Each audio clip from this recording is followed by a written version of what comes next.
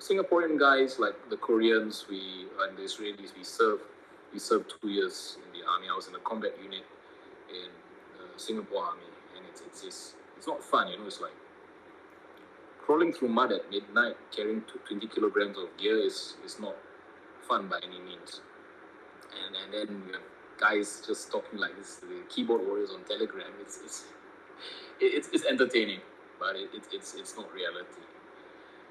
And yeah, like I said, democracy doesn't pay the bills, but also it's good to have ideology. It's good to have ideology to drive it.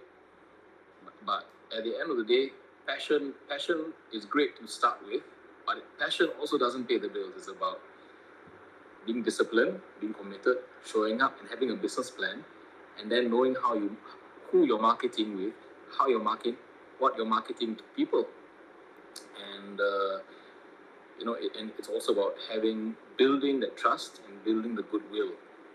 Uh, you need to show people that you're not some fly by night.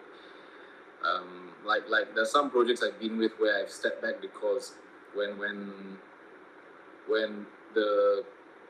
the principal of that project is saying stuff that's getting them banned from LinkedIn, generally speaking, by association, you don't, or tagging you in posts, you want to step. I'm not going to say any names. I think Natalia knows who I'm referring to, but it's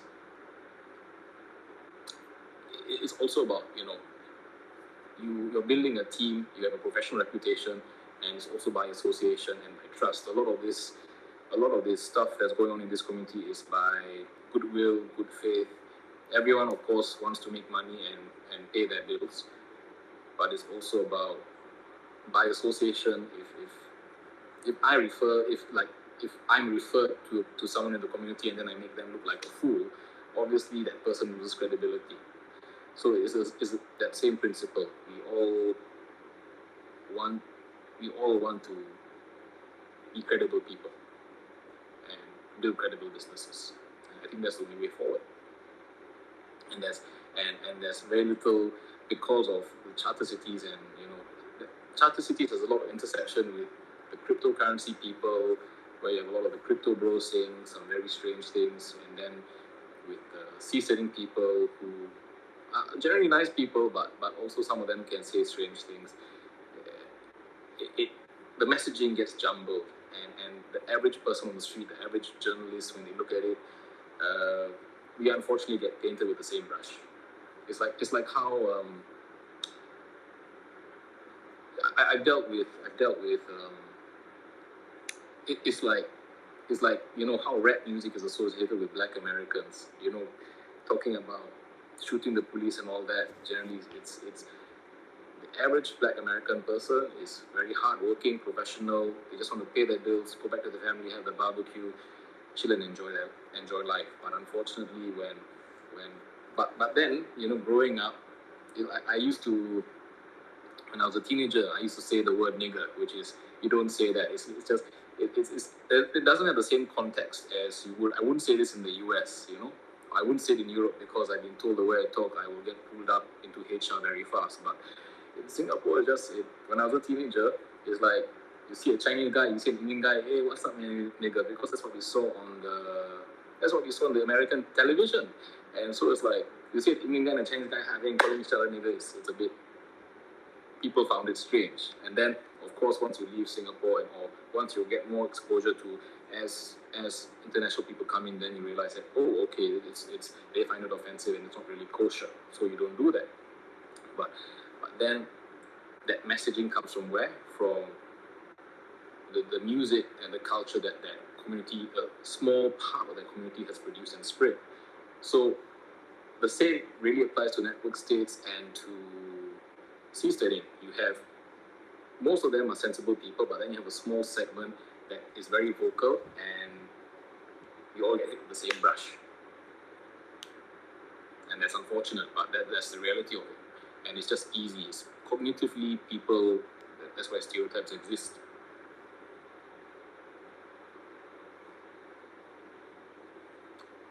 Yeah.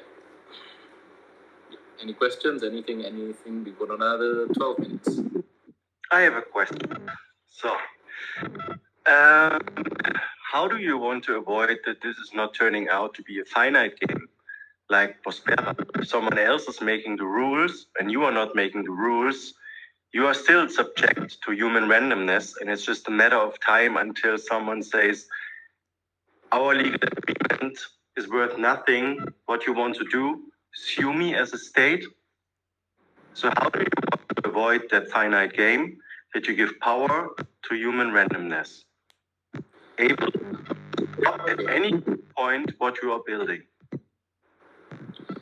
I want to avoid the issues of blue frontiers because, again, Prospera, I think Deloitte released a report highlighting that, Prospera is, of course, fully covered, but then, not everyone will be reading a Deloitte report unless they're interested in it. It's a good question that you ask. When we go in, the idea is from the beginning, you want the government to have a stake in it.